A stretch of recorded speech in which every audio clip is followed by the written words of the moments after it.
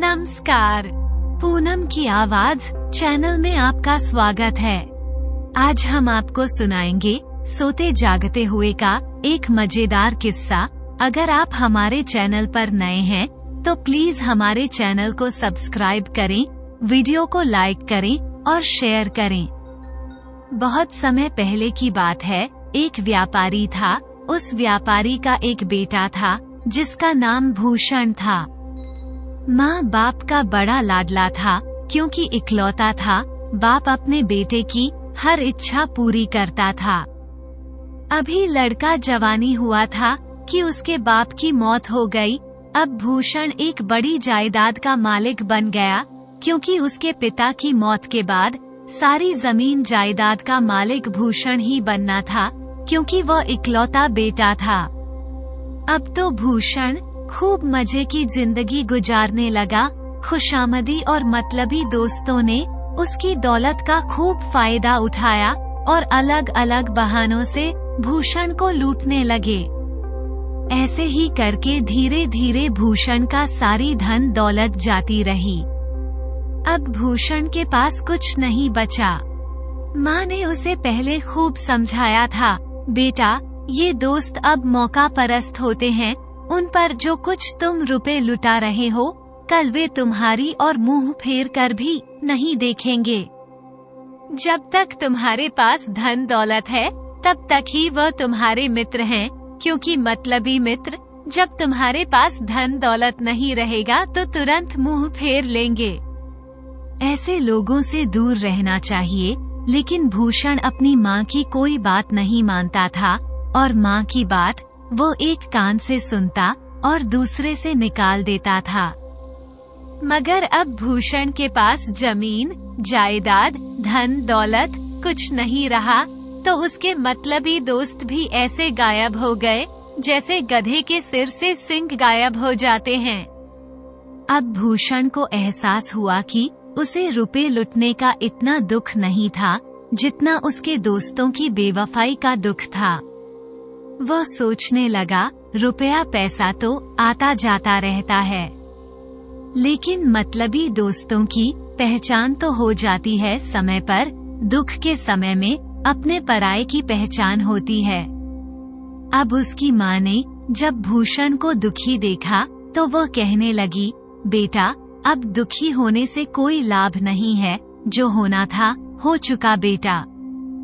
अगर मेरी बात मानते तो आज ये दिन देखना नहीं पड़ता, लेकिन तुमने तो मेरी एक बात नहीं सुनी, इसीलिए तो ये दिन देखना पड़ा है। तुम फिक्र मत करो बेटा, मेरे पास कुछ जेवर है। तुम इन्हें बेचकर कोई अपना काम धंधा शुरू कर दो। लेकिन खबरदार बेटा, अब किसी मतलबी दोस्त इंसान को दोस्त बनाया। तो भूषण ने अब ऐसा ही किया। उसने अपनी माँ की बात मान ली और अपनी माँ के जेवर बेचकर उसने अपना कारोबार शुरू कर दिया। कुछ ही दिन गुजरे थे कि उसका कारोबार बहुत अच्छा चलने लगा। लेकिन अब जो भूषण था, उसे फिर से दोस्तों से मिलने की पुरानी आदत थी। वो मजबूर होने लगा। दोस्तों से मिलने के लिए उसने अपनी माँ से कहा, माँ, मैं दोस्तों के बिना तो मैं नहीं रह सकता। तब माँ ने कहा, चलो ठीक है बेटा, अगर तुम दोस्तों के बिना नहीं रह सकते तो मेरी एक बात मानो, रोज एक नए दोस्त के साथ अपना समय गुजार लिया करो। एक बार किसी दोस्त के साथ बैठकर खाना खा लेने के बाद दोबारा उसके साथ ना तो खाना खाना और ना ही उसे अपने घर बुलाना। मतलब ये है कि दोबारा उससे कोई वास्ता नहीं रखना बेटा। तो भूषण ने सोचा कि यहीं के दोस्तों के साथ तो ऐसा कर नहीं सकता कि उनसे मतलब ना रहे, इसलिए उनके साथ मेरा दोबारा मिलना ना हो, ऐसा तो हो नहीं सकता। इसलिए मैं ऐसा करता हूँ कि यहाँ कस्बे में आने वाले नए मुसाफिरों में से हर रोज किसी ना किसी एक को घर ले आया करूँगा। उसको खाना खिलाकर सुबह विदा कर दिया करूँगा। ये सोचकर भूषण शाम को कस्बे से बाहर बने एक पुल पर जा बैठ गया और जो मुसाफिर उसे आता दिखाई देता उसे अपने घर ले आता, उसे खाना खिलाता, घर में सुलाता, उससे खूब बातें करता और सुबह उसे विदा कर देता। एक दिन वो रोज की तरह पुल पर ही बैठा हुआ था, किसी नए मुसाफिर का इंतजार कर रहा था, क्योंकि अब उसके साथ नए मुसाफिर आते थे, काफी बातें करते थे। ना तो उसे दोस्तों की कमी महसूस होती और हर रोज एक नया दोस्त उसे मिल जाता था। इससे भूषण भी खुश था कि उसे मतलबी दोस्त नहीं मिल रहे हैं। अगले दिन उसे फिर दूसरा दोस्त मिल जाता था। रोज की तरह वो जाकर उस रास्ते पर बैठ जाता और नए दोस्त को घर ले आता। अब जब एक दिन रोज की तरह वो उस पुल पर बैठा तो किसी नए मुसाफिर का इंतजार कर रहा था कि उसी समय उस राज्य का राजा तेल के सौदागर का भेष बनाकर अपने एक नौकर के साथ वहां पहुंचा। तो भूषण ने उन्हें पहले तो सलाम किया और फिर अपने घर आकर खाना खाने और रात बिताने की दावत भी दी। राजा ने भूषण की बात मान ली और भूषण के साथ उसके घर चले गए। जब राजा को ये पता चला कि ऐसे ही यह रोज एक नए मुसाफिर को अपने घर लाकर खाना खिलाता है और सुबह उसे विदा कर देता है, तो राजा ने सोचा कि इसके पीछे जरूर कोई वजह होगी। खाना खाने के बाद भूषण और सौदागर के भेष में बैठा हुआ राजा और उसकी माँ तीनों और उसका नौकर बातें करने लगे। बातों बातों में राजा ने भूषण के हालात को मालूम करना चाहा। भूषण ने अपनी माँ की दी हुई नसीहत और धोखेबाज मित्रों की सारी कहानी राजा को बताई। राजा ने कहा, भूषण, ऐसे दोस्तों से तो मैं भी कभी बात नहीं करूं। रात काफी बीत चुकी थी। राजा ने भूषण से कहा कि भूषण, तुम भी आराम करो और हमें भी अपने काम पर सुबह निकलना है। मगर मेरी इच्छा है कि आपने हमारे लिए जो किया है उसका मैं कुछ बदला चुका दूं। भूषण ने कहा कि मुझे किसी चीज की चाहत नहीं है। भगवान ने मुझे सब कुछ दिया है, बल्कि मैं तो आपका एहसानमंद हूँ कि आपने मेरी दावत को एक बार स्वीकार कर लिया और मेरे पास आए। राजा ने कहा, भूषण, मुझे तो तुम्हारे साथ खाना खाकर बड़ी खुशी हुई है। भगवान करे तुम्हें और खुशियाँ मिले। माना कि आपको किसी चीज की जरूरत नहीं है और कोई चीज नहीं ले सकते, लेकिन फिर भी मैं आपका कोई भी काम हो तो मुझे बताइए। वह काम करने में मुझे बड़ी खुशी होगी। मैं भी आपकी खिदमत करना चाहता हूँ। भूषण ने कहा, मित्र, वैसे तो कोई खास काम नहीं है मेरा, पर मेरी एक दिली इच्छा है, मगर उस सिलसिले में आप कुछ नहीं कर सकते। तो राजा बने सौदागर ने पूछा कि क्या बात है, जरा अपनी दिली इच्छा मुझे भी बताओ। तो भूषण कहने लगा, हमारे यहाँ का जो प्रधान है ना, वो और उसके साथी बड़े बदतमीज है। सबको उन्होंने परेशान कर रखा है, लेकिन कोई भी उनका कुछ नहीं बिगाड़ सकता। अगर भगवान मुझे एक दिन के लिए राजा बना दे तो मैं उसको ऐसी सजा दूं कि वो 7 पीढ़ी याद रखें। राजा भूषण की बात सुनकर मुस्कुराए और बोले, भगवान करें कि आपकी इच्छा पूरी हो जाए। राजा ने मन ही मन सोचा कि जैसे भी हो, इसे तो मैं एक दिन का राजा बनाकर ही रहूंगा। ये सोचकर राजा ने बेहोशी की दवा को भूषण की नजर बचाकर पास ही रखे एक दूध के गिलास में मिला दी। फिर राजा ने झूठी जमाई लेकर दूध का गिलास उठाकर भूषण को दे दिया और कहा, ये लो भाई भूषण, तुम्हारा दूध। हमने तो अपना दूध पी लिया है। चलो अब रात बहुत हो गई है, सोने के लिए चलते हैं। भूषण ने दूध पिया और वहीं बेहोश हो गया। राजा ने अपने नौकर से कहा कि इसे उठाकर मेरे महल में जल्दी से जल्दी पहुंचा दो।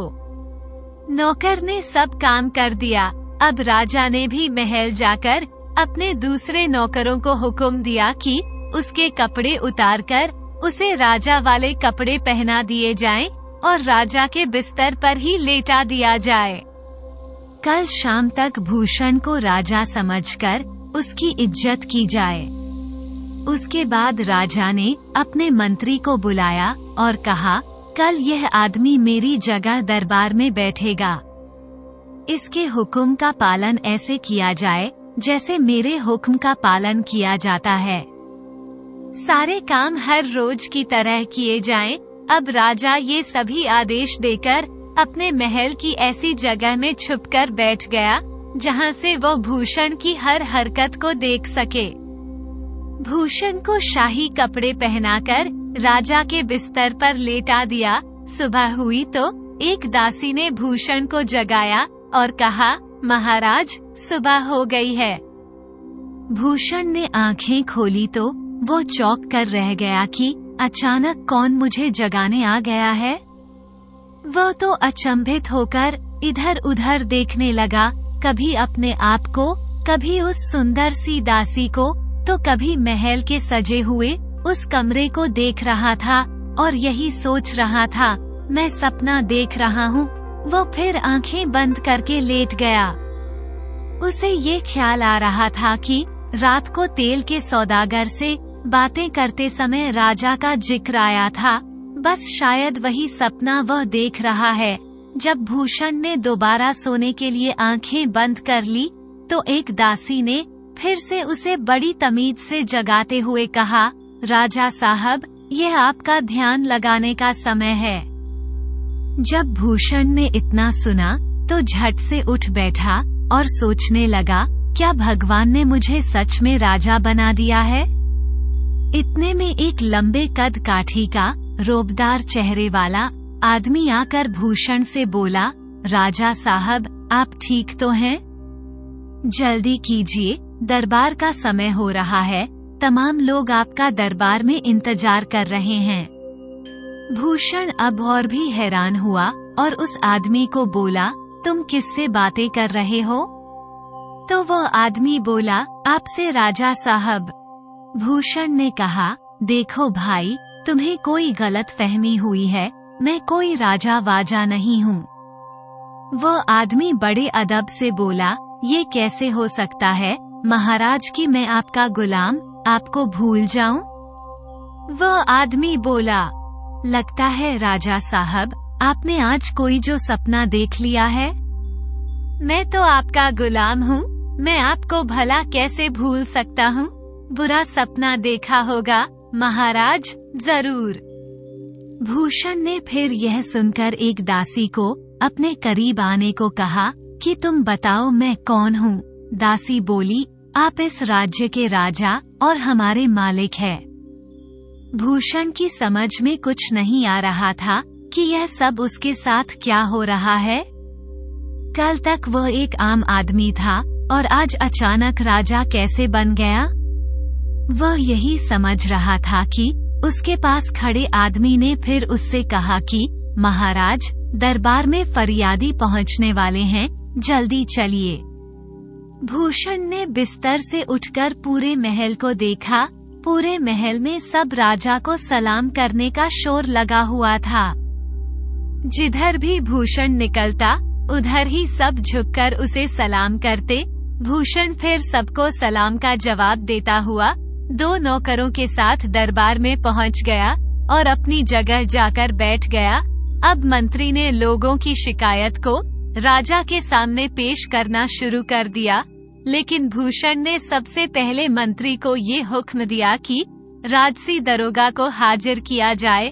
दरोगा हाजिर हुआ तो भूषण ने अपने मोहल्ले का नाम बताकर कहा कि वहाँ के प्रधान और उसके साथियों का मुंह काला करके उन्हें शहर में घुमाओ और उन्हें ये कहकर बाहर निकाल दो कि यह उस बात की सजा है जो तुम मोहल्ले वालों को सताते हो। अब उसके हुक्म के अनुसार सब कुछ हुआ। अब भूषण ने हुक्म दिया कि उसी मोहल्ले में एक भूषण नाम का लड़का रहता है और उसकी माँ भी वहाँ पर रहती है। उस लड़के की माँ को 1000 सोने के सिक्के पहुँचा दिए जाएं। अब ये काम भी भूषण के कहते ही करा दिया गया। भूषण ने फिर एक फरियादी की फरियाद सुनकर उसका फैसला किया और फिर उठकर महल में आ गया। अब भूषण को खाने की मेज पर ले जाया गया, जहां अनेक प्रकार के व्यंजन देखकर भूषण सोचने लगा कि चारों तरफ सुंदर सुंदर लजीज लजीज स्वादिष्ट भोजन रखे हुए थे। सुंदर सुंदर थालियों में परोसे गए सोने चांदी की थालियां थी। सुंदर सुंदर दासियां भोजन लगा रही थी और भूषण चारों तरफ से सुंदर दासियों से घिरा हुआ था। अब भूषण खाना खाने लगा तो उसे यकीन नहीं हो रहा था कि ये सब हकीकत है। उसने फिर अपने आप को चुटकी काटी और मन में कहा, अरे मैं सच में राजा बन चुका हूँ। भूषण ने खाना खाते समय दासियों को अपने पास बिठाया और सबको अपने हाथों से उसने खाना खिलाया और सब दासियों के नाम पूछे। फिर भूषण को एक और कमरे में ले जाया गया, जो पहले से भी अधिक सुंदर और सजा हुआ था।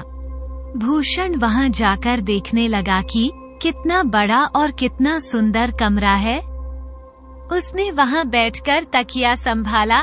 फिर वहां पर सुंदर औरतों के द्वारा सुनाई जाने वाले संगीत और नृत्य को मस्त होकर वह सुनने लगा और देखने लगा। अब उन्हीं की मस्ती में मस्त हो गया। एक दासी ने राजा के इशारे के अनुसार एक जाम में बेहोशी की दवा मिला दी और भूषण के सामने पेश कर दी। अब भूषण एक ही घूंट में उस जाम को पी गया और बेहोश हो गया। अब राजा ने जल्दी से हुक्म दिया कि इसके पहने हुए कपड़े उतारकर इसके अपने खुद के कपड़े पहनाकर इसके घर भेज दिया जाए। अब जब सुबह भूषण की आंख खुली तो भूषण ने अपने आप को अपने उसी पुराने घर में पाया। उसने खूब आंखें मसली, पर देखा तो कुछ समझ नहीं आया और दासियों के नाम लेकर भूषण उन्हें पुकारने लगा, मगर कोई भी उसके पास नहीं आया। आखिर उसकी आवाज सुनकर उसकी माँ उसके पास आकर बोली, क्या हुआ बेटा भूषण, तुम कैसी बातें कर रहे हो? आज भूषण ने अपनी माँ को अपने सामने देखा तो बोला, तुम किसे अपना बेटा कह रही हो माँ? माँ बोली, अरे माँ को नहीं पहचानता बेटा भूषण।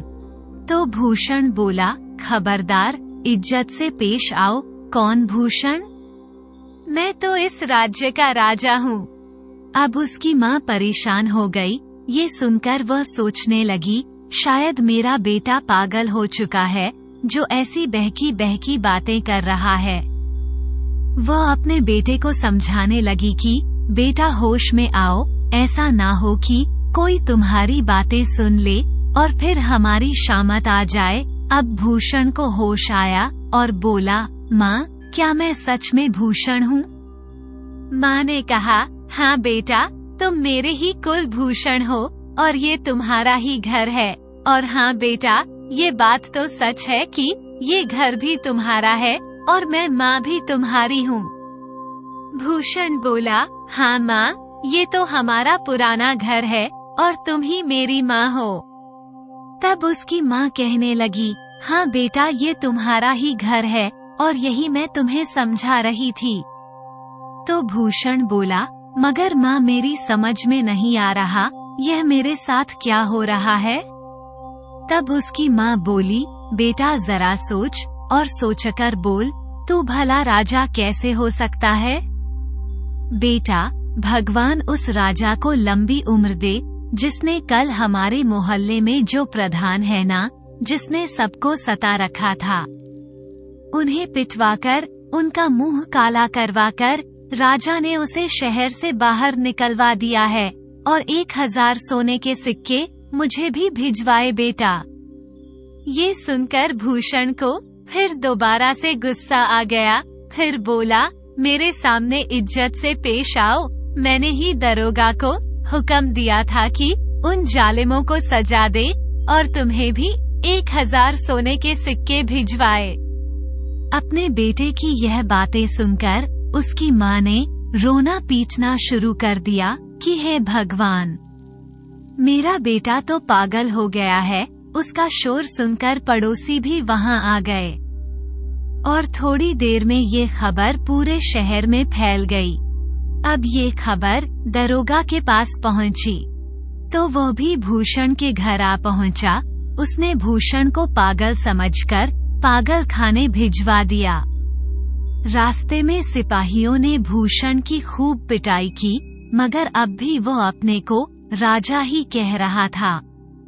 जब वह अपने आप को देखता तो ख्याल आता कि वो भूषण है, मगर माँ की जो बातें सुनी थी तो उसे यकीन हो गया कि वो राजा है। खैर, इसी तरह भूषण को पागल खाने में रहते हुए 15 दिन गुजर गए। एक दिन उसकी माँ उससे मिलने गई तो बेटे की हालत पर रोने लगी। बेटा, अब भी तू यही समझता है कि तू राजा है? वह अपने बेटे से कहने लगी। अपनी माँ की बात सुनकर भूषण रोने लगा कि माँ, मुझे माफ कर दो, मैं भूषण ही हूँ, मुझसे गलती हो गई माँ। मैं शायद पागल हो गया था। माँ ने पागल खाने के मुखिया से मिन्नतें करके अपने बेटे को घर ले जाने को लिए बोला तो उसने उस बूढ़ी माँ पर तरस खा के उसे छोड़ दिया। अब भूषण की माँ ने अपने बेटे को अच्छे से खिलाया पिलाया, उसका अच्छे से ख्याल रखा और भूषण अब पहले की तरह अपने काम में मन लगाने लगा। अब वो पहले की तरह अपने काम में लग गया और अपनी जिंदगी गुजारने लगा। अब उसका मन अपने काम में लग चुका था। वो फिर उसी पुल पर जाकर बैठने लगा और किसी अजनबी का इंतजार कर रहा था कि राजा भेष बदलकर अपने नौकरों के साथ वहां पहुंचे। भूषण ने जब उसे देखा तो अपना मुंह फेर लिया। राजा ने भी भूषण को पहचान लिया। वो उसके पास गया और उसे सलाम किया, मगर भूषण ने राजा को कोई जवाब नहीं दिया, बल्कि मुंह मोड़ लिया और वह ऐसे बैठ गया जैसे उसने राजा को देखा ही ना हो। राजा ने कहा, अरे भूषण, तुमने मुझे पहचाना नहीं? अच्छा लगता है, तुम दोबारा मुझे अपने घर लेकर नहीं जाओगे, इसी कारण तुम मुझसे बात नहीं कर रहे हो। भूषण ने राजा को टालने की खूब कोशिश की, मगर राजा ने उसे ये कहकर मना लिया कि पिछली बार से हमारे कारण तुम्हें कोई तकलीफ पहुंची हो तो हम उसमें सुधार करेंगे। अब भूषण ने राजा को वो सब बातें बताई जो उसके ऊपर बीती थी। राजा को हंसी आ गई तो भूषण नाराज हो गया और बोला, बड़ा अफसोस है कि तुम मेरी दुख भरी कहानी सुनकर हंस रहे हो। भूषण नाराज हो गया और बोला, तुम कैसे मित्र हो जो मित्र के दुख पर हंस रहे हो? मुझे बेवकूफ समझ रहे हो? अगर तुम्हें यकीन नहीं होता तो देखो मेरे शरीर पर मार के निशान। राजा ने उसे देखा और बोला कि मित्र, हमें बड़ा अफसोस है कि तुम्हें ये तकलीफ पहुंची। अब तो जो होना था सो हो चुका मित्र, मैं उसकी भरपाई जरूर करूंगा। यही बातें करते करते सब भूषण के घर पहुंच गए। खाना खाते खाते बातें करते करते आधी रात बीत गई।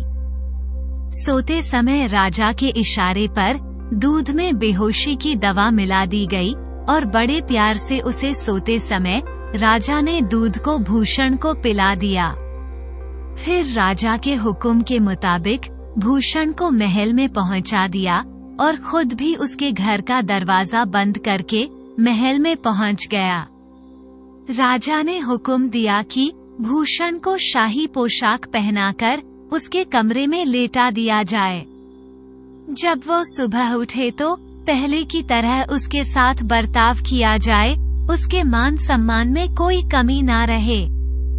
जब सुबह भूषण उठा तो महल में अपने आप को पाकर बड़ा हैरान हुआ। जो पहले उस पर गुजरी थी वो सब उसे अचानक से याद आ गई। भूषण कहने लगा, लगता है आज मैं फिर वही भयानक सपना देख रहा हूँ जिसकी वजह से मुझे इतनी जिल्लत झेलनी पड़ी थी। यकीनन वही भयानक सपना देख रहा हूँ। नहीं नहीं, मुझे अब ये जिल्लत नहीं झेलनी। यहाँ का राजा शैतान है, लगता है फिर मेरे साथ वही होगा। ये कहकर भूषण ने अपनी आंखें बंद कर ली। दासियों ने उसे जगाने की कोशिश की, मगर भूषण कहने लगा, क्यों खामाखा किसी आदमी को राजा बना रही हो? दासिया बोली, राजा साहब, आपने बुरा सपना देखा है। भूषण ने कहा, तुम क्या जानो मैंने क्या क्या सहा है? दासी बोली, आप तो महल से बाहर नहीं गए राजा साहब। इन बातों को सुनकर फिर भूषण सोच में पड़ गया, सच में मैं राजा ही हूँ क्या? मैंने मार खाई, वह सच था या ये सच? पर्दे के पीछे छिपे राजा के इशारे पर वे सभी दासियां वहां पर नाचने और गाने लगी। भूषण से भी रहा नहीं गया, तो भी वो भी उछलकर बैठ गया और उनके साथ नाचने गाने लगा। उसने इतनी धमा चौकड़ी मचाई और मस्त होकर शाही लिबास को फाड़ डाला। अब सारा नजारा राजा खुद देख रहा था। वो वहां आया और जोर जोर से हंसने लगा। भूषण ने राजा को पहचान लिया और कहा, अच्छा तो ये सब मेरे साथ जो हो रहा है उसकी असली जड़ आप ही हैं? राजा ने भूषण को गले लगाया और कहा, भूषण तुम दुखी ना हो, मैं तुम्हारे सारे दुख दूर कर दूंगा। तुम्हारे साथ जो हुआ है उसका मुझे बड़ा अफसोस है, मगर अब तुम मेरे दरबार में रहोगे। राजा ने उसे एक अच्छा सा घर दिया, खर्च करने को रुपए दिए। कुछ समय बाद भूषण और रानी की एक खास दासी के साथ भूषण का विवाह भी करवा दिया।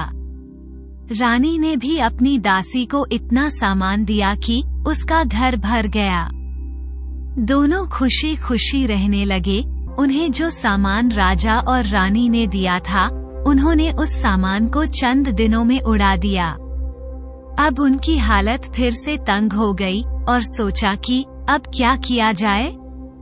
रानी से कुछ मांगी तो भी शर्म आती है। फिर भूषण ने एक तरकीब सोची। उसने अपनी बीवी से कहा कि तुम एक सफेद चादर ओढ़कर मुर्दा बनकर लेट जाओ, मैं राजा के पास कफन दफन के बहाने कुछ रुपए ले आऊंगा। उसकी बीवी ने ऐसे ही किया। भूषण रोता हुआ राजा के पास पहुंचा। राजा के पूछने पर भूषण ने बताया, महाराज उसके ऊपर गमों का पहाड़ टूट पड़ा है। अब मेरी बीवी मर गई है राजा साहब। राजा ने भूषण को तसल्ली जरूर दी और उससे कहा कि तुम्हें कोई भी जरूरत है तो बताओ, और जो भी जरूरत का सामान था राजा ने सब सामान भूषण को दे दिया और कुछ रुपए देकर कहा, जल्दी जाओ, भूषण पहले अपनी बीवी के कफन दफन का इंतजाम करो, मैं बाद में आता हूँ, कुछ काम है राज्य का, उसे निपटा कर आता हूँ। अब भूषण सब लेकर घर आकर अपनी बीवी से बोला, अब मैं मुर्दा बनकर लेट जाता हूँ, तुम रानी के पास जाओ और तुम्हें भी कुछ माल मिल ही जाएगा। आराम से 3-4 महीने कट ही जाएंगे। अब भूषण की बीवी ने अपने पति को लेटाकर उसके ऊपर सफेद चादर उड़ा दी और रोती पीटती रानी के पास पहुंच गई। रानी ने अपनी चहेती दासी को इस हाल में देखा तो उसका कारण पूछा। दासी ने भूषण के मरने की खबर रानी को सुनाई। रानी ने अपनी दासी को तसल्ली देकर कफन दफन का जरूरी सामान और बहुत से रुपए देकर कहा कि मैं अभी आती हूँ, तुम कफन दफन का इंतजाम करो। दासी सामान लेकर घर आई तो दोनों खूब हंसे। अब इधर महल में राजा रानी जब शाम को आमने सामने हुए तो रानी अपनी दासी के पति के मरने का अफसोस करने लगी। राजा ने कहा, रानी तुम्हें गलत फहमी हो गई है, भूषण नहीं, उसकी बीवी मर गई है। रानी ने कहा, मुझे गलत फहमी नहीं महाराज, आपको गलत फहमी हो गई है, भूषण मर गया है। उसकी बीवी अभी मेरे पास आई थी और उसने कहा, मेरी किस्मत उजड़ गई है, मेरे पति की मौत हो गई है। वो बहुत ही रो रही थी, इसलिए मैं कैसे यकीन करूं कि उसका पति मर नहीं गया? उसका पति मर गया है, पत्नी नहीं, राजा साहब। तो राजा ने कहा, अरे मेरी मानो, मेरे पास खुद भूषण आया था, महारानी, और अपनी बीवी के मरने की खबर मुझे वो देकर गया है। और वो बोली, नहीं नहीं, ऐसे कैसे हो सकता है, तुम्हें गलत फहमी है। और दोनों राजा रानी में बहस होने लगी, क्योंकि दोनों वही अपनी अपनी बात पर अड़े हुए थे। तब राजा ने किसी तीसरे आदमी को भूषण के घर भेजकर सच्चाई का पता लगवाना चाहा। तो उस तीसरे आदमी ने महल आकर राजा को बताया कि भूषण तो जीवित है, उसकी बीवी मर गई है। रानी ने कहा, नहीं, मैं नहीं मानती। ऐसे ही 2-3 आदमी और भेजे गए, मगर सच्चाई का पता नहीं चल सका। अंत में राजा रानी ने स्वयं भूषण के घर जाने का निश्चय कर लिया।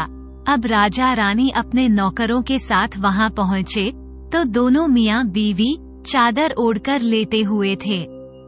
क्योंकि उनको पहले से ही अंदेशा था, वे आंखें लगाए दरवाजे को ही देख रहे थे। राजा रानी को आता हुआ देखकर वो मुर्दा बनकर लेट गए थे और दोनों पलंग पर लेटे हुए थे।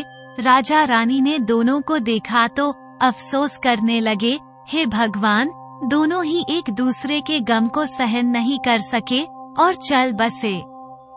अब राजा मुर्दों के करीब बैठकर कहने लगा, अगर कोई मुझे बता दे कि इनमें पहले किसकी मौत हुई है, यानी कि पहले कौन मरा है, तो मैं उसे इनाम के तौर पर 500 सोने के सिक्के दे दूंगा।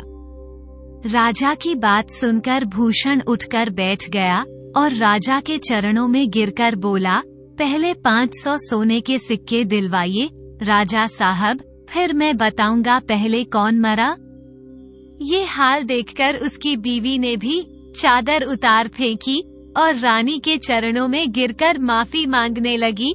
उनकी इन हरकतों से सब हैरान हो गए। रानी तो डर भी गई कि मुर्दे जिंदा हो जाते हैं।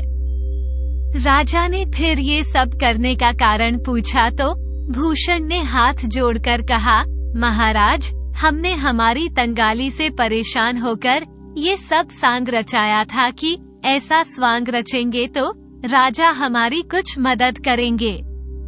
राजा पहले ही भूषण की साफ दिली पर मेहरबान था। राजा ने उसे फिर और अधिक धन दे दिया और ऐसी हरकतें न करने का वचन लिया। दोस्तों, अगर आपको हमारी यह कहानी पसंद आई हो तो प्लीज हमारे चैनल को सब्सक्राइब करें, वीडियो को लाइक करें और शेयर करें। कहानी को अंत तक सुनने के लिए आपका धन्यवाद।